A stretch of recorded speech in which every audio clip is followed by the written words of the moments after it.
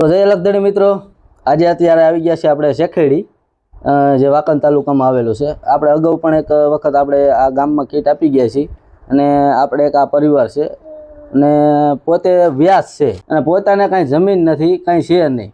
અને હાલમાં અત્યારે તમે ભાઈ મજૂરી કરું છું. હાલમાં મજૂરી કરું અત્યારે 300-400 રૂપિયા કમાવું, મારું ઘરનું ગુજરાત આપું છું. ઘરમાં ખાવા વાળા કેટલા? ખાવા વાળા મારા મમ્મી પપ્પા ઓફ થઈ ગયા. હાલમાં અત્યારે 7 જણા છે, નગર 9 જણા હતા.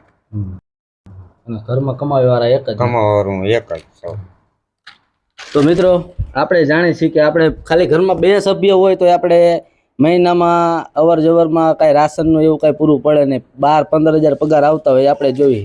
તો ભાઈ અત્યારે પોતે એકલા કમાવા વાળા છે. આ 4 એની દીકરીઓ છે અને એક બેન છે અને એક ભાઈ છે, થોડુંક માનસિક રીતે બીમારી છે. નહીં કઈ ન કરું, હું ઘરાણે લઈ જાઉં, મોટરસાઇકલમાં બેહારું, વાણ એક જણાને લેતો જાઉં ત્યારેથી બે મને મૂકી આવે છે. અને હું વાણ એક જણા મને મૂકી આવે છે, ઘરાણે પછી હોકરામાં નવરે એવું થોડા. કેટલા ટાઈમ થી આવી રીતના? જન્મથી છે ને એવું? હા, જન્મથી. તો તમને ધન્યવાદ દેવો પડે ને ભાઈ.